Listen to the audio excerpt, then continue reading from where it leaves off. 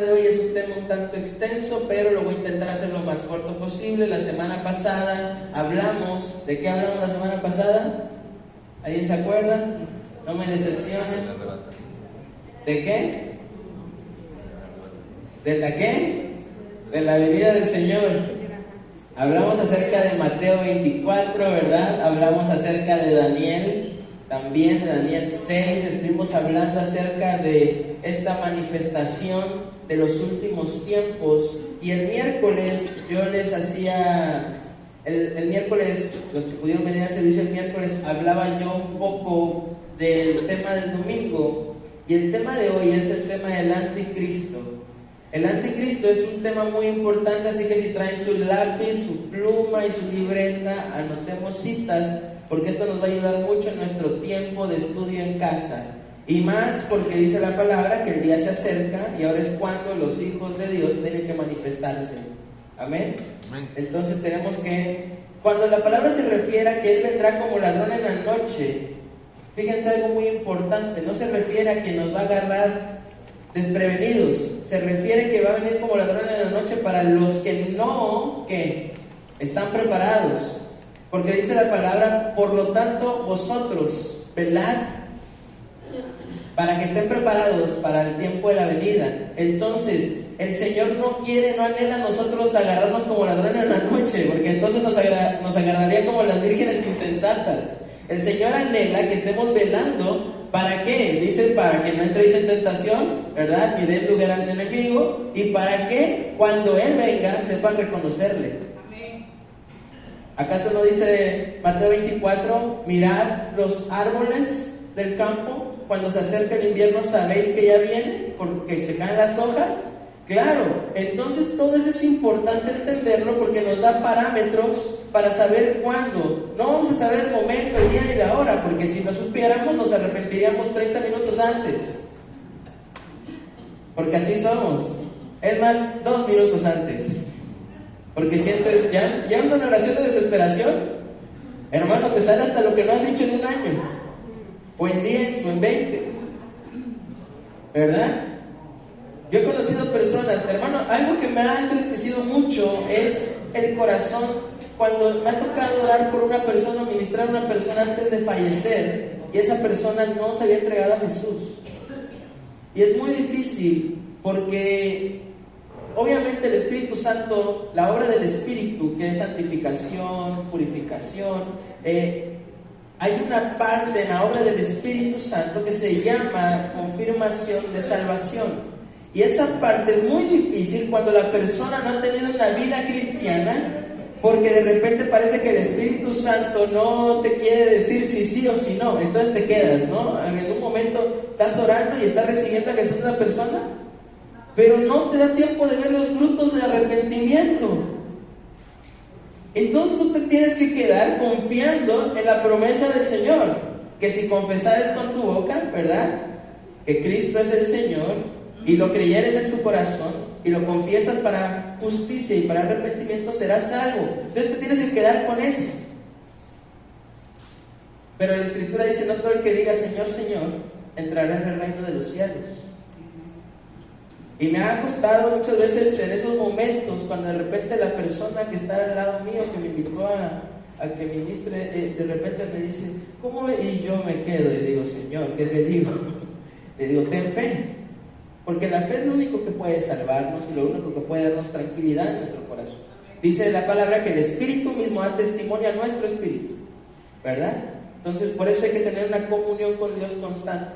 Por lo tanto el Señor viene por nosotros en un día, una hora y un momento que no sabemos, para que no estemos preparándonos 1 hora o 2 horas antes, sino que nos preparemos desde hoy. Dice la Escritura, porque hoy es el día de salvación. Así dice la palabra. Hoy es el día que el Señor ha preparado para salvación. Entonces, hoy es el día.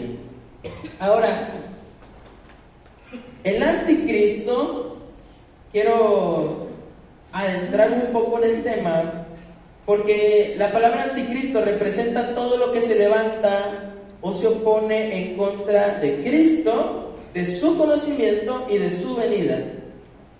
Eso es todo lo que representa el anticristo. todo lo que se levanta contra Cristo, contra su conocimiento y contra su venida. Ahora, el anticristo ha operado desde Génesis, desde el principio, pero lo vemos más claro en Génesis 3:15. ¿Quieren que vayamos a la Biblia? Vamos a abrirla. Hoy soy del Antiguo y del Nuevo Testamento porque traigo mi Biblia física y traigo la Biblia digital. Así siempre me da mucha risa el pastor Roberto, que es el líder, el presidente de la Alianza de Pastores. Siempre, cuando luego estábamos en la reunión de la Alianza, dice: los que son del Nuevo Testamento saquen su celular y los que son del Antiguo saquen sus Biblias, ¿no? Entonces, un pequeño contexto rápidamente, no voy a intentar abarcarlo mucho, pero recordemos que venimos de ¿dónde? De donde Adán y Eva son puestos en el jardín del Edén. El Señor les dice: multiplicad la tierra y sojuzgadla. Entonces de repente Adán deja de hacer su labor como esposo y descuida a Eva. Eva va hacia el árbol del conocimiento del bien y del mal. Satanás toma la figura, bueno, no toma la figura, posee una serpiente, ¿verdad? Y de repente, y esto es cierto, ¿no han visto animales endemoniados? Los usa el enemigo. A mí me mordió uno, ay hermano, en serio, en ese momento sentí que el clavo se me salía de la cruz. Estaba a punto de agarrar al perro, pero dije: es el espíritu de Satanás. Entonces lo reprendí en el nombre de Jesús. Pero Satanás posee una serpiente y engaña a Eva. Le dice: ciertamente no morirás, sino que Dios sabe que el día que comieres de ese árbol serás como Dios. Entonces Eva se llena de ambición en su corazón y peca. Come del árbol y no solamente peca ella, sino que hace pecar a Adán, ¿verdad? Por ahí de las piedras de tropiezo. De repente pasa que alguna persona que conocemos empieza a hablarnos mal de otra persona y nuestro corazón se llena de odio, de rencor, ¿verdad? Y debemos de cuidar nuestro corazón. Entonces, ¿qué es lo que sucede después? Dios se da cuenta, porque Dios ya lo sabía desde el principio, y empieza a hablar. Adán, Eva, porque dice la palabra que Dios caminaba por el huerto, ¿verdad? Y que ellos tenían contacto con Dios. ¿Y qué es lo que sucede? Se van y se esconden, porque se dieron cuenta que estaban desnudos. Ya el pecado había entrado en ellos. El pecado original es la desobediencia. Dile que tienes un lado: si eres desobediente, andas en el pecado original. Dile: arrepiéntete. Entonces, Dios le pregunta, estoy dando un contexto breve de esto, ¿cómo te diste cuenta que estabas desnudo? Y Dios es así, Dios ya lo sabe todo, dice que antes de que abramos la boca. Pero Él necesita que nos expresemos. A Dios le gusta escucharnos. Y la justificación más lógica, ¿verdad?, es la mujer que tú me diste. Porque es más fácil echarle la culpa al vecino que tomar la culpa, ¿verdad? Tu propia culpa. Yo sé que en el huerto del Edén no había pistolas, entonces a Adán no lo obligaron. Adán pensó que se iba a quedar sin Eva y que ya no le iban a hacer otra. Entonces dijo: de que se vaya sola, me voy con ella, porque esta está hermosa. ¿Qué fue lo que dijo Adán cuando la vio? Este es hueso de mis huesos y carne de mi carne. Dijo: Dios, qué hermosa es tu creación, ¿verdad? Está como la voluntad de Dios. Santa, agradable, perfecta. Entonces, Dios, como ya sabe todo, empieza a dar el juicio, porque ciertamente no iban a morir físicamente, iban a morir espiritualmente. El pecado nos separa de Dios. Por eso el apóstol Pablo dice que ese camino entre Dios y el hombre estaba roto por causa del pecado, ¿verdad? Y entonces en el 15, de una manera muy elemental, Dios le da el juicio correspondiente a Satanás. Y le dice de esta forma, en el 14: y Jehová dijo a la serpiente: por cuanto esto hiciste, maldita serás entre todas las bestias y entre todos los animales del campo. Sobre tu pecho andarás y polvo comerás todos los días de tu vida. Fíjense que aquí pagan justo por pecadores. La serpiente se dejó y le tocó juicio también. Y ahora le dice a Satanás: y pondré enemistad entre ti y la mujer, entre tu simiente y la simiente suya. Esta te herirá en la cabeza y tú le herirás en el calcañar. La enemistad, dice, será entre la simiente de la mujer y la simiente de Satanás. Está hablando de dos simientes. La primera es la de la mujer. ¿Quién es la simiente de la mujer? Jesús. Repite conmigo, Cristo. Cristo es la simiente de la mujer, porque de una mujer nació el Salvador del mundo. De una mujer nació el Redentor, el Cordero inmolado, el que expió nuestros pecados, el que consumó la ira de Dios sobre él. De eso nos salvó Dios, de eso nos salvó Cristo, de la ira del Padre. Y entonces habla también de una simiente de Satanás. Repite conmigo, la simiente de Satanás se llama Anticristo. Ahora, Satanás es un imitador de Dios, ¿verdad? Quiso usurpar el trono, quiso sentarse en el trono. Les decía el miércoles que Satanás fue el primero en hacer una campaña política, ¿verdad? Fue con los ángeles y les dijo, esto no es una democracia, esto es una teocracia, necesito una democracia. Todos vamos a votar por quién va a gobernar aquí. Y engañó a todos los ángeles, la mayoría de los ángeles los engañó. Yo creo que los ángeles pensaron, somos mayoría, se les olvidó que con solo decir la palabra hacían más como ellos. Creo que los ángeles también tenían la realidad alterada, no se habían dado cuenta de quién era Dios. Entonces pensaron, no, pues ¿qué va a hacer Dios sin nosotros? ¿Y qué es lo que hace Dios? Váyanse para allá. Porque todo lo que no le funciona a Dios, dice la Escritura, que es desechado. Es como la higuera infértil. Lo que no da fruto debe ser arrancado y echado al fuego. ¿No lo dice así la palabra? Y entonces, el anticristo, Satanás, es un imitador de Dios. No un buen imitador, es un imitador de la fayuca.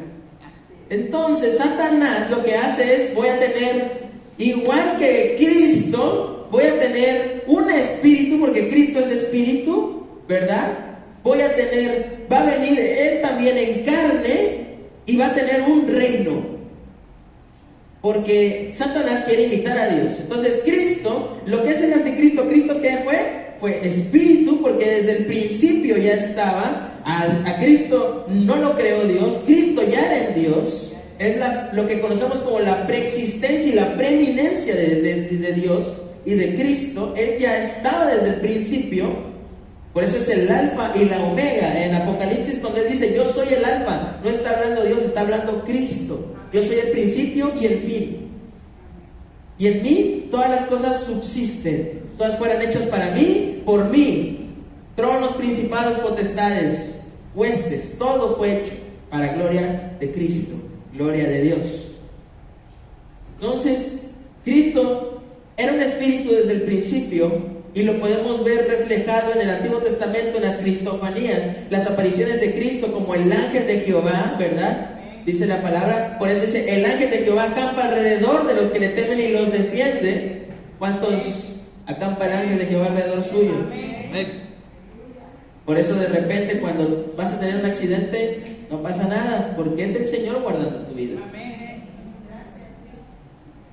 Entonces, Él se aparece en el horno de fuego cuando están estos tres personajes en Daniel, ¿verdad? Dice que había un cuarto hombre que resplandecía. Es el ángel de Jehová. Era Cristo que estaba con ellos, porque Cristo nos guarda. Él era espíritu. Pero luego tuvo que venir en carne, porque era necesario saciar la ira de Dios. Dice la palabra que Él nació en un pesebre, en un lugar de Belén de Judea, y trajo salvación al mundo entero.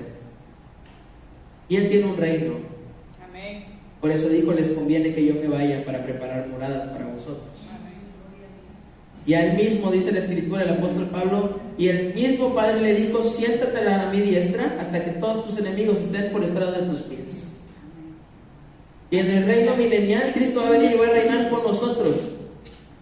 Y luego reinaremos eternamente. Amén. Y para siempre. Gloria a Dios. Porque cuando estemos con Cristo, vamos a estar con Cristo siempre. No vamos a estar despegados. Me encanta, y les decía la semana pasada acerca de esta ciudad que se llama Jehová Sama, ¿verdad? Jehová está aquí, y esa va a ser la nueva Jerusalén. Dice que no va a necesitar de luz del sol, porque el trono, Cristo, va a resplandecer en la ciudad, y toda la ciudad va a ser alumbrada por la gloria del Padre. Eso es lo que nos espera. Parece de repente algo místico, algo sobrenatural. Pero ¿qué crees? Nuestro Dios es sobrenatural. Amén. Dice la palabra que Él hizo de la nada todo. Aleluya. Con solo la palabra de su boca. Entonces, el anticristo intenta imitar a Dios. Y entonces empieza como un espíritu. Es la simiente de Satanás. Es lo que Satanás ha gestado desde el principio, desde el Génesis, cuando Caín mató a Abel. El espíritu del anticristo influenció a Caín para que matara a Abel, porque les decía el miércoles, Satanás no puede interpretar la Biblia porque no tiene el Espíritu Santo. Él no puede interpretar. Entonces, cada vez que se levantaba un libertador, Satanás pensaba que ese libertador era la simiente de que la mujer tenía preparada para herirle la cabeza. Entonces tenía que eliminarlos, ¿verdad? Abel lo mató su hermano. Dice la palabra que desde el principio es homicida. Y Judas, en la única carta que escribe, dice que es homicida como Caín con Abel, que es usurpador y es envidioso y es ladrón como Balaam, entregando la profecía, vendiendo su ministerio, su don. Y también es destructor, porque dice que él no vino más que para matar, hurtar y destruir, como lo que intentó hacer Natán y Abirán y Coré, cuando los tiempos de Moisés hicieron que se levantara el pueblo contra ellos. Y dice la palabra que contra Moisés se levantó, contra Aarón se levantó Natán, Abirán y Coré, y la tierra se abrió y se los tragó. Así dice Judas, lo puede leer usted en su casa. Nada más es un solo capítulo, no hay más. Satanás es así, es mentiroso, es ladrón, es usurpador, es destructor. Entonces él hace la siguiente suya y pone enemistad. Entonces, aquí el anticristo empieza a funcionar, matando a los libertadores como Sansón, ¿verdad? Luego en el Nuevo Testamento, sacrificando a Esteban, porque el espíritu del anticristo influenciaba a los perseguidores de la iglesia. Hay un hombre que todo el mundo pensó que era el anticristo en los tiempos de la iglesia primitiva, se llamaba Nerón. Nerón fue un rey romano, un Kaiser, un dictador, un emperador romano, que fue el que mayor persecución hizo al pueblo cristiano. Las historias donde morían en el Coliseo romano comidos por bestias fueron a causa de Nerón. También existió otro coronel llamado Tito en el año 70 después de Cristo, que destruyó Jerusalén por completo. El templo lo destruyó él. Nerón destruyó la mayoría de los manuscritos. ¿Pero qué creen? 300 años después, en el concilio de Nicea, se fue estipulada la escritura y hoy podemos leer la palabra, aunque los influenciados por el espíritu del anticristo quisieron eliminarla, porque dice la palabra que su palabra es viva y eficaz. Cielo y tierra pasarán, pero mi palabra permanece para siempre. No importa a dónde huya, su palabra es eterna, porque su palabra es vida eterna para todo aquel que la recibe en él. Es autoridad, es espada.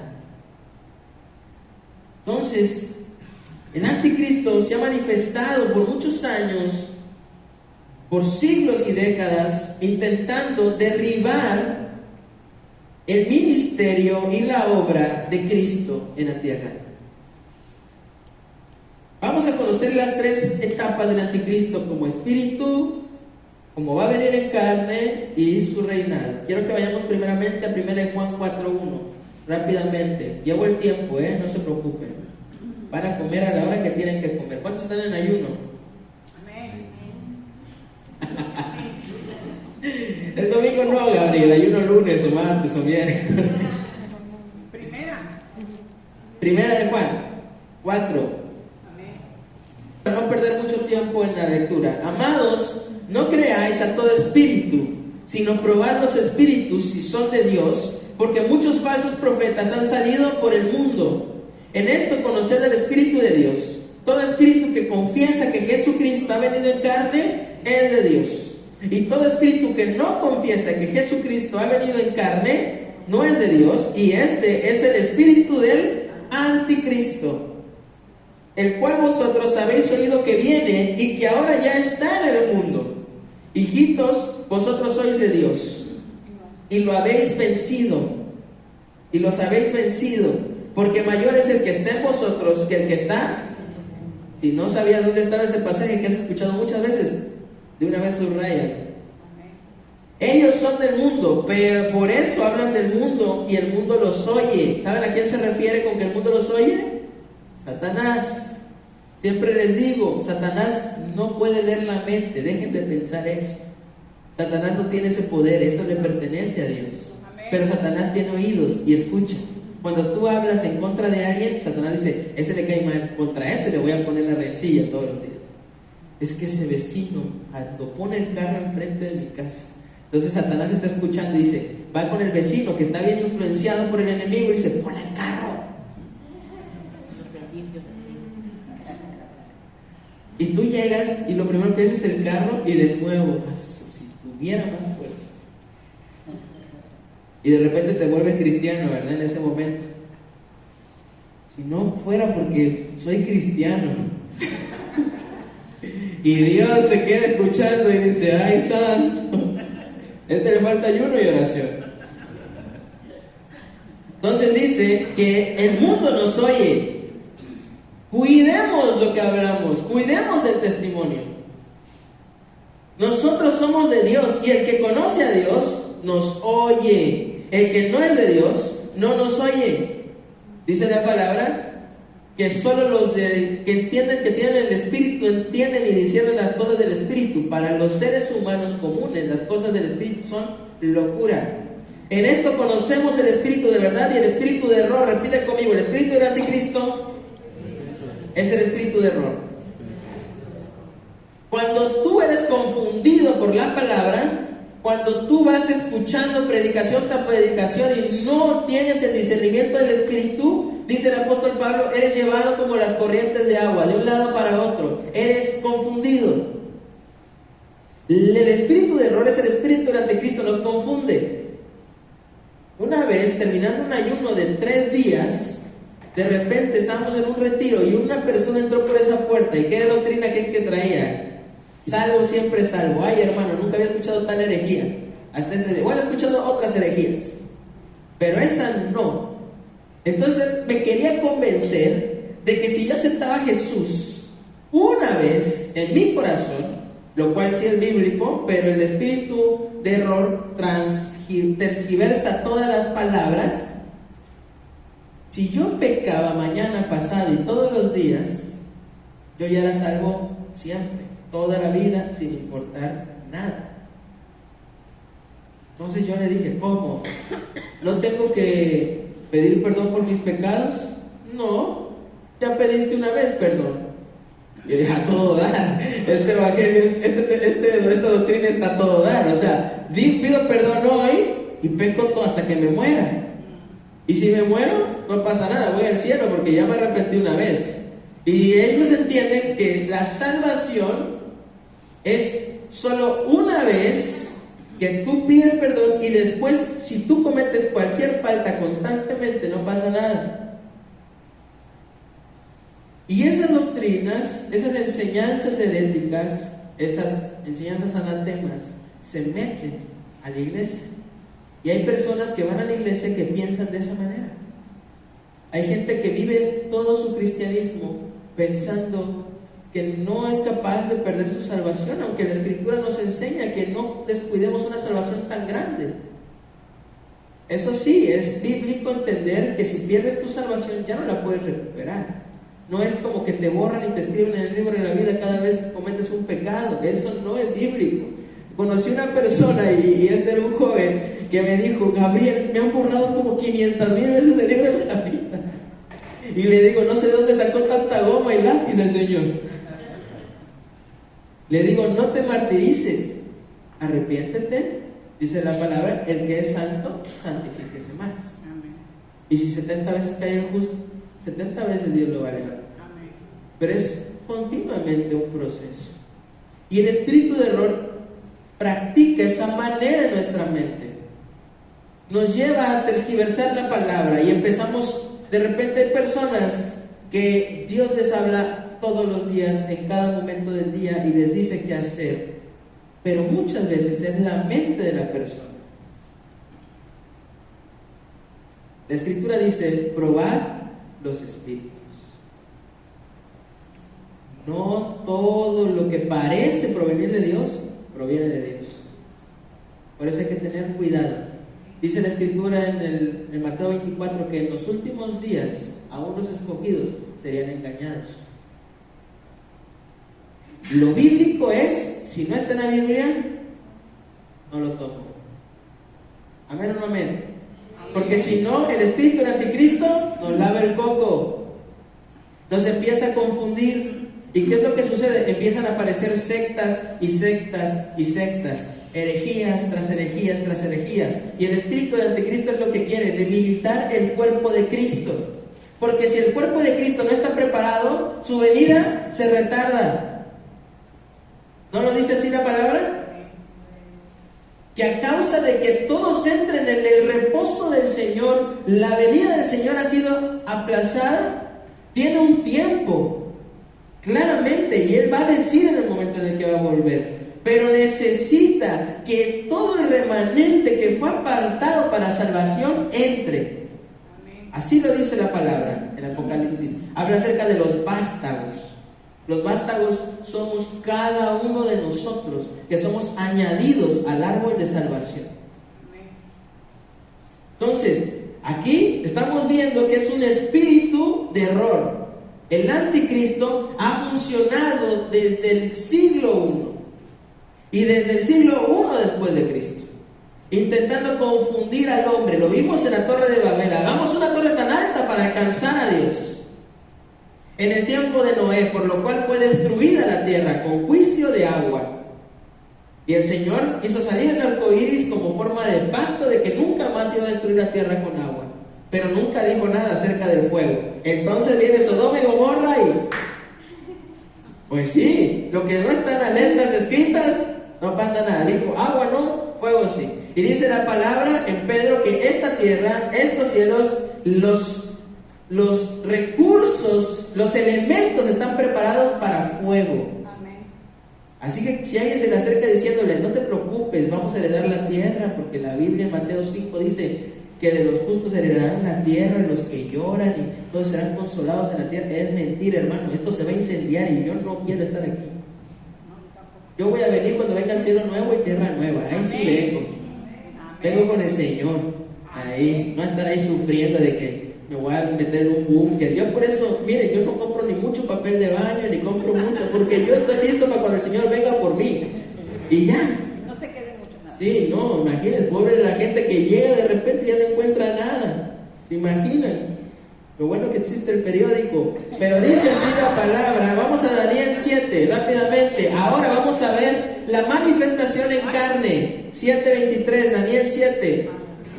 Recuerden que el libro de Daniel es un libro profético acerca de los últimos tiempos, de la revelación de Apocalipsis y de la revelación que están teniendo los apóstoles con Cristo.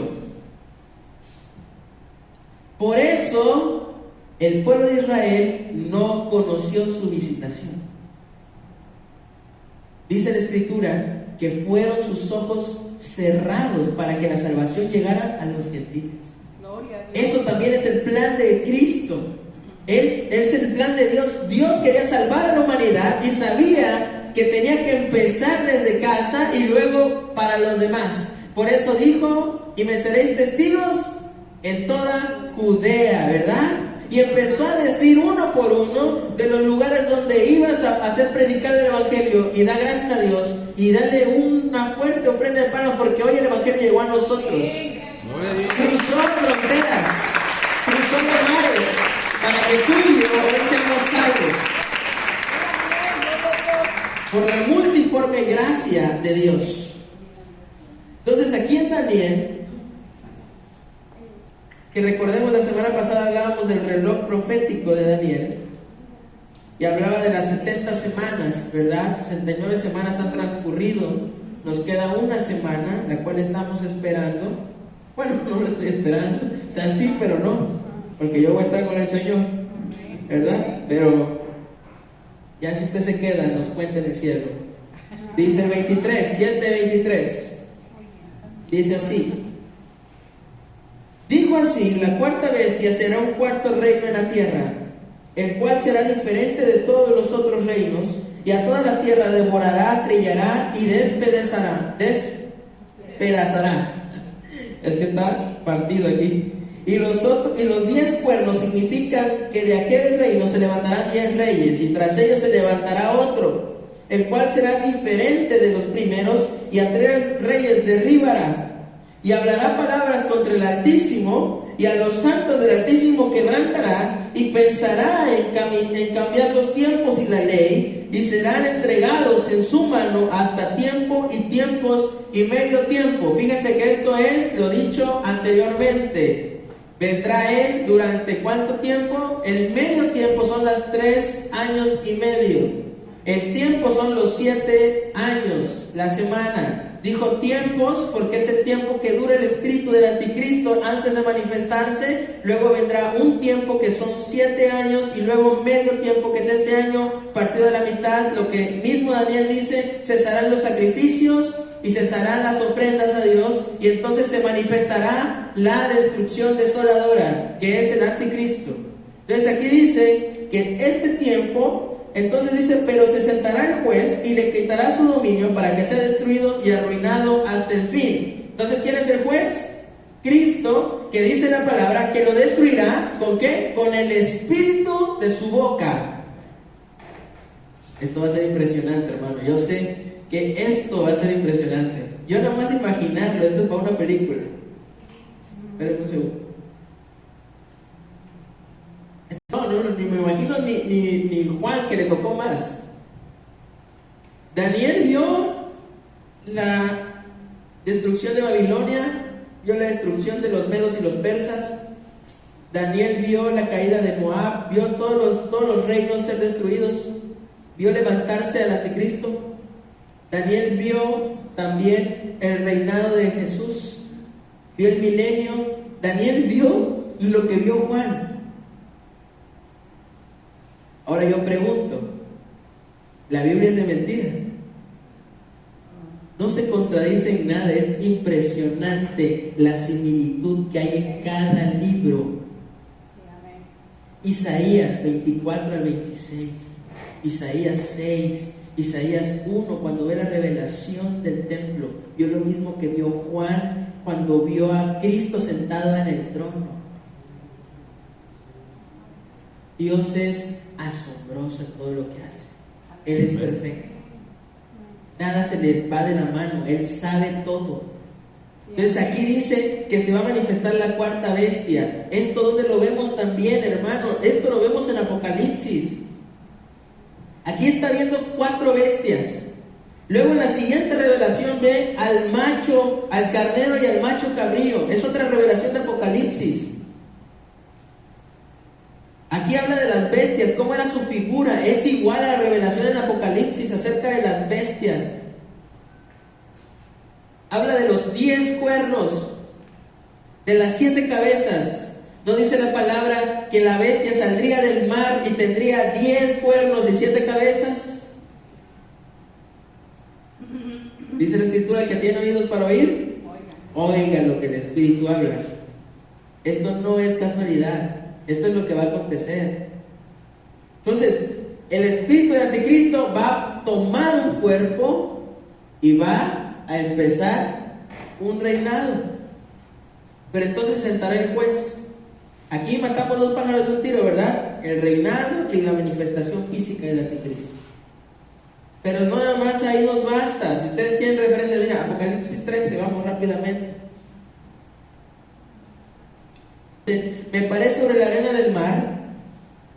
La arena del mar, repite conmigo, representa las naciones. Y vi subir del mar, repite conmigo, el mar representa las naciones, que tenía 7 cabezas y 10 cuernos, y en sus cuernos 10 diademas, y sobre sus cabezas un nombre blasfemo. Y la bestia que vi era semejante a un leopardo, y sus pies como de oso, y su boca como de león. Y el dragón, que es Satanás, le dio su poder y su trono y grande autoridad. Vi una de sus cabezas como herida de muerte, pero su herida mortal fue sanada. Estos son los milagros de lo que nos está hablando también Daniel acerca de el anticristo. Satanás, el anticristo, es sanado de una herida mortal. Y entonces, ¿qué es lo que sucede? Al ser la revelación del anticristo, por eso dice que aún los escogidos en ese tiempo serían engañados. La gente iba a ser engañada porque él se iba a levantar como un falso Cristo. Él iba a decir que es el nuevo Cristo, que es el Cristo que estuvieron esperando. Por eso se sentará, ¿en dónde? En el templo de Salomón, porque él va a engañar al pueblo de Israel y les va a hacer creer que él es Cristo. Pero gracias a Dios que también está profetizada la salvación de Israel. Todo Israel será convertido al Señor. Y dice aquí: y se maravilló toda la tierra en pos de la bestia, y adoraron al dragón que había dado autoridad a la bestia, y adoraron a la bestia diciendo: ¿quién como la bestia? ¿Y quién podrá luchar contra ella? Ilusos. También se le dio boca que hablaba grandes cosas y blasfemias, y se le dio autoridad para actuar 42 meses. Haga sus sumas. Y abrió su boca en blasfemias contra Dios, para blasfemar de su nombre, de su tabernáculo y de los que moran en el cielo. Y se le permitía hacer guerra contra los santos y vencerlos. También se le dio autoridad sobre toda tribu, pueblo, lengua y nación. Fíjese una cosa, aquí hay una palabra clave. ¿Se le dio qué? ¿Se le dio qué? Autoridad. Repite conmigo, la autoridad se la da a Dios. El diablo no tiene autoridad. El Señor permite estas cosas, porque esto es el juicio de Dios. El Señor está permitiendo todo esto. Él mismo, me encanta Juan cuando empieza a ver la revelación del Apocalipsis, porque dice que de repente él se turba en su corazón y se entristece cuando dicen: ¿quién es digno de abrir este rollo? ¿Quién es digno de quitar los sellos? Y Juan empieza a sentir una angustia en su corazón y se empieza a entristecer porque dice: ¿quién es digno? Y de repente dice una voz: el Cordero que fue inmolado. Él es digno de abrir los sellos. Él es digno de abrir el rollo. ¿Quién es el Cordero? Cristo desata las plagas. Cristo desata el juicio contra la tierra. Por eso les decía, el Cristo de Mateo, Marcos, Lucas y Juan, el Cristo de Primera de Hechos, no es el mismo Cristo de Apocalipsis. Ya no es el niño que vino a nacer en el pesebre. Ya no es el niño que crecía en sabiduría, que crecía en estatura, en gracia. Ya no es el hombre que fue llevado a las aguas a ser bautizado en obediencia y que recibió el favor de Dios por su temor reverente. Ya no es ese hombre que fue crucificado en una cruz. Ya no es el hombre que fue levantado de la muerte y que fue transfigurado y modeló el cuerpo que vamos a tener nosotros. Ya no es ese hombre. Ahora es un juez, ahora es el rey, ahora es un todopoderoso que se sienta en el trono y juzga a las naciones con vara de hierro, que viene con una balanza para pesar las obras de los hombres, y que no sea aprobado va a ser echado al lago de fuego. Ese es el hombre. El mismo que escribe Juan, que las naciones temen. Entonces hay que tener cuidado de cómo llevamos nuestra vida, porque o seguimos abrazando y amando al hombre que nos dio salvación por medio de su gracia y su muerte, o Nos va a tocar lo que dijo el apóstol Pablo. Terrible cosa es caer, hermanos de Dios mío. Solamente hay dos, iglesia. No hay más vertientes. Y dice aquí: le adoraron todos los moradores de la tierra cuyos nombres no están escritos en el libro de la vida. Fíjense. Del cordero que fue inmolado desde el principio del mundo. Si alguno tiene oído, oiga. Entonces, ese es el anticristo. Ese es el anticristo. Ya luego estudiaremos completamente a profundidad la persona del anticristo. Después, no es tan elemental saber. No tenemos que estar nosotros adivinando quién es el anticristo, hermano. Porque si usted se prepara más que nada para la venida del Señor, no se preocupe por quién va a ser el anticristo. Preocúpase porque cuando venga Cristo se vaya con él. Así de fácil. No, que es el Papa. Puede ser que sea el Papa, dice la palabra, que son 7 cuernos, y la ciudad de Roma está establecida en 7 montes. Eso es bíblico. De hecho, en el siglo I, cuando los que eran cautivados por el pueblo romano eran llevados hacia Roma, dice la Biblia que ellos decían que iban hacia las 7 montañas. Ese era el nombre que tenía en griego Roma, los 7 montes. Aquí dice la palabra que ese pueblo va a estar sobre 7 montes, el reinado de la gran ramera, ¿no? Ya todo el mundo sabemos quién es, no hay que hacernos tontos. Que embriaga y engaña a los hombres moradores de la tierra, ¿verdad? No hay mayor pecado que la idolatría, hermano. Todo lo que toma el lugar de Dios es idolatría. Se llame trabajo, se llame familia, todo lo que tome el primer lugar de Dios es idolatría. Por eso Jesús dijo: el que no dejare padre y madre y me siguiere, hijos, hijas, hermanos, hermanas, no es digno de ser llamado hijo de Dios, no es digno de ser llamado mi hermano, ¿verdad? Y no quiere decir que ya mañana, ¿saben qué, hijos? Ya no los conozco.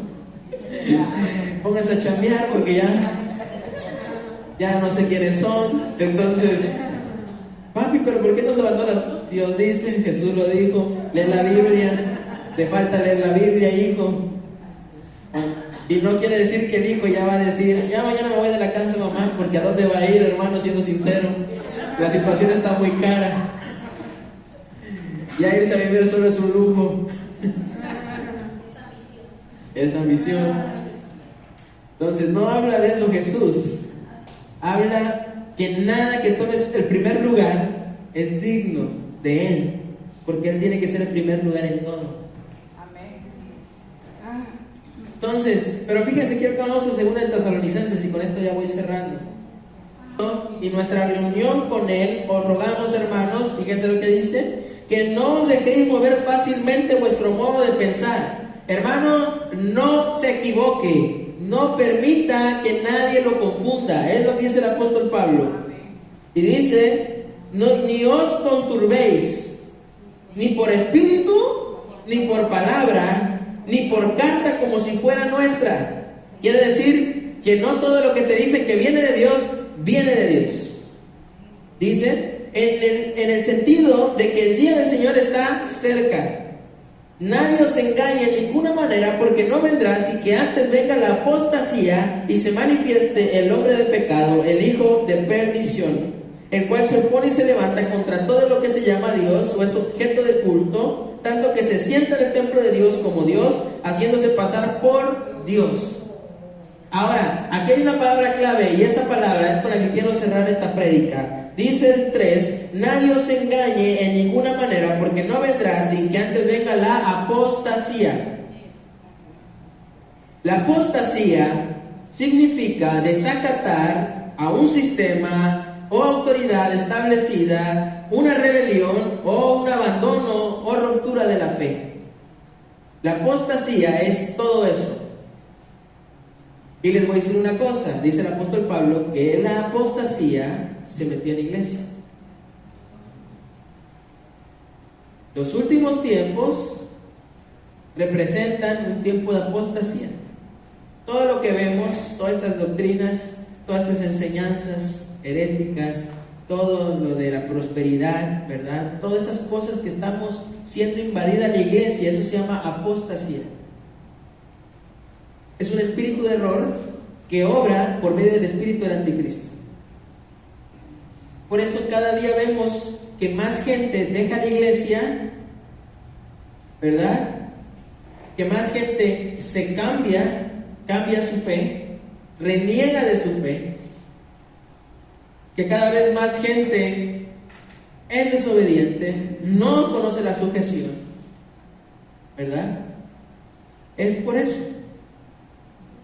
Dile que tienes un lado, aguas, que no estés siendo influenciado por el anticristo. Si eres rebeldón, es el espíritu del anticristo, hermano. No creas que eres de que yo soy así desde que nací. Pues sí, naciste en pecado. ¿No se dijo David? En pecado fui concebido. Entonces, claro que si tú dices de que yo soy, pues claro, pues así naciste en pecado, naciste separado de Dios. Y cuando no nos podemos sujetar a Dios, a las autoridades que Dios estableció, no podemos estar en una sola iglesia. Cuando tenemos que estar buscando lo que nos acomoda a nosotros, se llama apostasía. Porque recuerda una cosa, la palabra no está hecha para que te sientas bien con lo que dice. Está hecha para que lo obedezcas, simplemente. Para que la vivas. Dice la Escritura que la palabra muchas veces es como la hierba, pero cuando entra en nosotros nos trae alivio. Porque al principio, cuando lees la palabra y ves todo lo que la palabra dice que no debes de hacer, dices, pues ¿qué hago? Pues todo lo que hago no debo de hacer. Pues es por eso, hermano.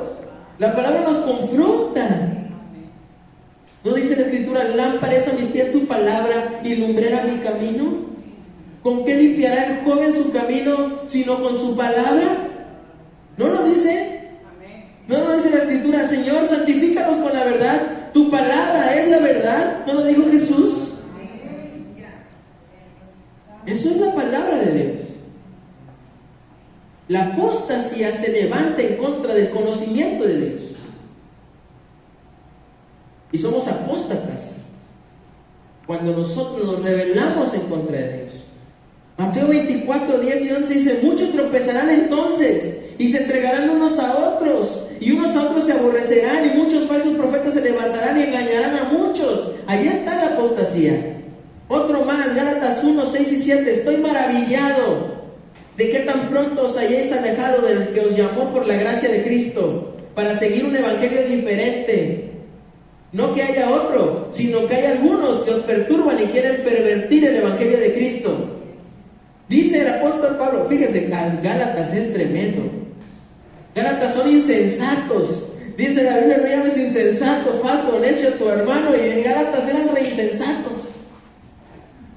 Los Gálatas andaban agarrando todas las... Ay, sí, tú crees en Dios, vente. ¿Qué dijiste? ¿Que Cristo es? Ah, ven, sí, no pasa nada. Ay, ¿a poco? ¿Tú eres cristiano? Pues hey, voy a la iglesia. Ah, predícame. Esos eran los Gálatas. ¿No estás casado y estás viviendo con una mujer? Sí, ven, da el discipulado.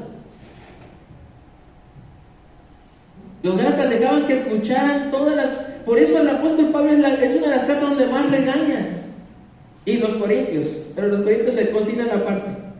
Los corintios tenían hasta un problema ahí moral tremendo, que hasta dijeron que el hijo lo mandaran ya al infierno ya, porque andaba con la mujer del padre. Ay, hermano, gracias a Dios en nuestra iglesia y en las iglesias modernas ya no se ve eso. Gloria a Dios. Y los Gálatas, oh Gálatas insensatos, ¿quién nos fascinó?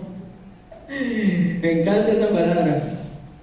Habiendo empezado por el Espíritu, ¿acabaréis por la carne?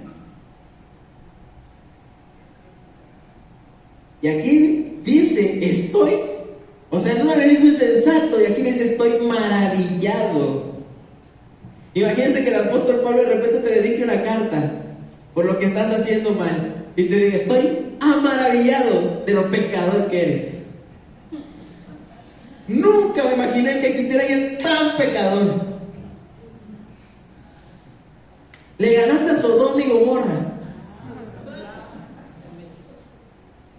Imagínate.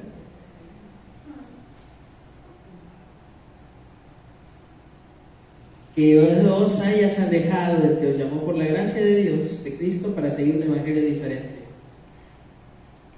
Hermano, cuando a Jesús se le acercaron, la apostasía empieza porque el ser humano no quiere seguir los predicamentos de Cristo, de Dios. Quiere vivir a su manera. Fíjense una cosa muy importante, cuando Cristo empieza a predicar, empieza a principar su ministerio, los 3 años que dura su ministerio, hay una etapa donde Cristo empieza a predicar ya de una manera más fuerte, ¿verdad? Ahí vemos: el que no dejare padre y madre no puede ser digno de seguirme, el que no tome su cruz y me siga no es digno de mí, el que deja que los muertos entierren a sus muertos, tú ven y sígueme, ¿verdad? Vende todo lo que tienes, dáselo a los pobres y tú sígueme. Cuando Cristo empieza a predicar de esa manera, ¿qué es lo que sucede?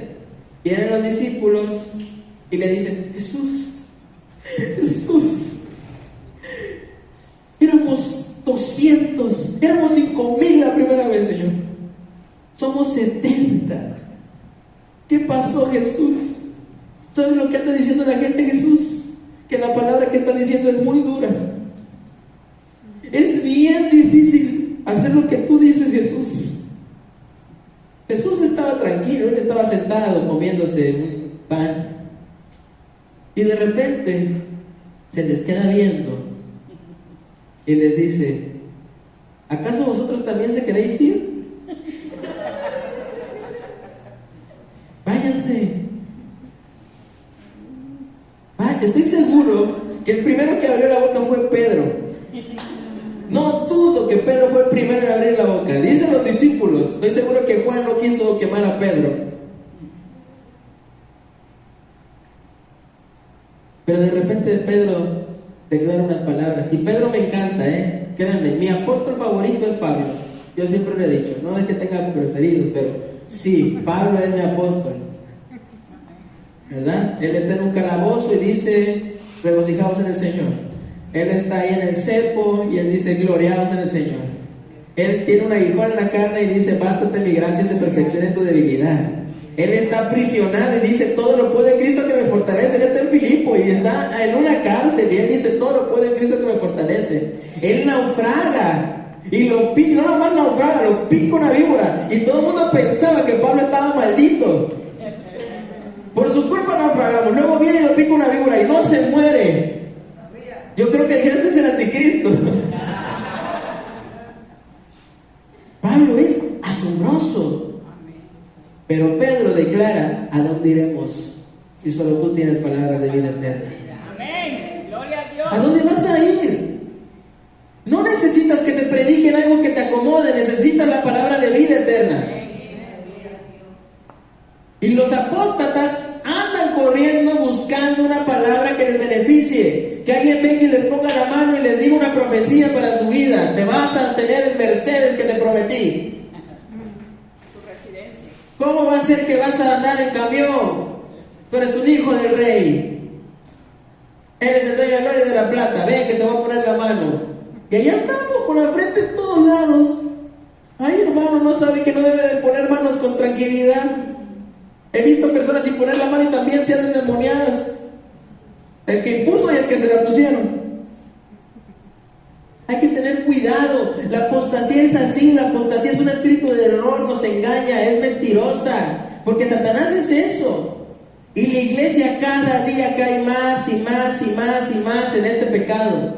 Cada día es más y más engañada, porque no hay una cultura de escudriñar la Escritura y la palabra de Dios, porque son ciegos y así andan. Por eso dice que en los últimos días tendrían comezón de escuchar y se amontonarían maestros conforme a sus concupiscencias. ¿Saben qué son las concupiscencias? Malos deseos.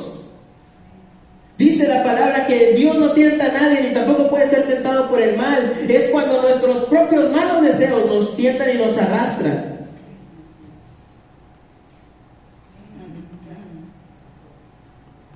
Es tremenda la apostasía.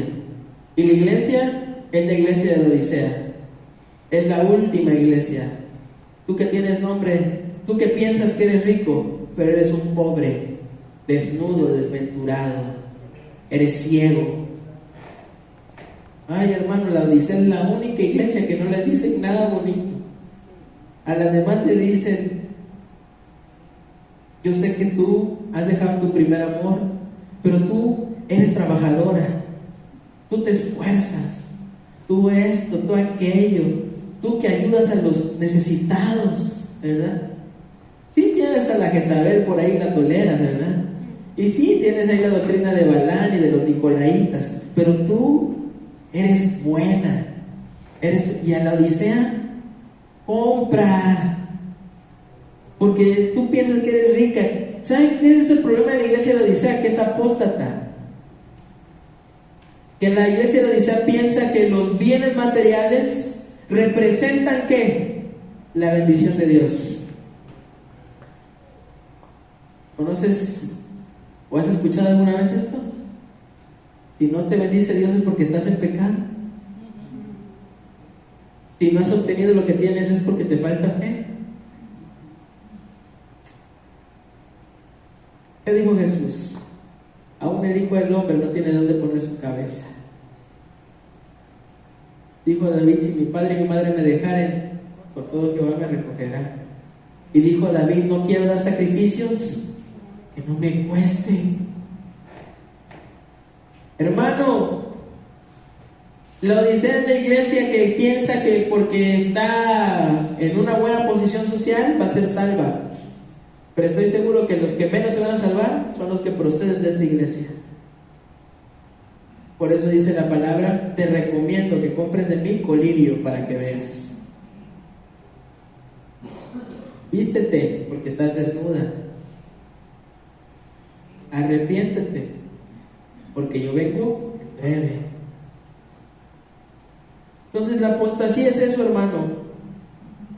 La apostasía es la primera etapa de la manifestación del anticristo en la tierra. Ya la hizo. Ya la apostasía ya es algo que vemos del día a día. Y es nuestro trabajo que cuando Cristo venga haya fe en la tierra. Es nuestra labor. La apostasía es negar nuestra fe. La apostasía es ir en contra de la fe. La apostasía es tener media fe. Eso es apostasía. Por eso Jesús le dice a los discípulos: necesitan fe. Y los discípulos dicen: Señor, aumentanos la fe. Eso es lo que hace un buen discípulo. Ve su posición, ve su condición, acepta su estatus y pide a Dios lo que realmente necesita. Porque si tenemos fe como un grano de mostaza, le podemos decir a las montañas que vayan al mar y van a ir. Así de poderosa es la fe.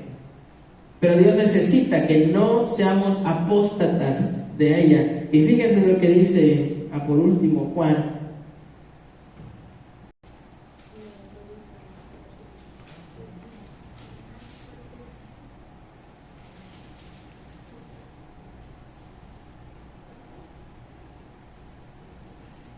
En el 17 dice 3:17: porque no envió Dios a su Hijo al mundo para condenar al mundo, sino para que el mundo sea salvo por él.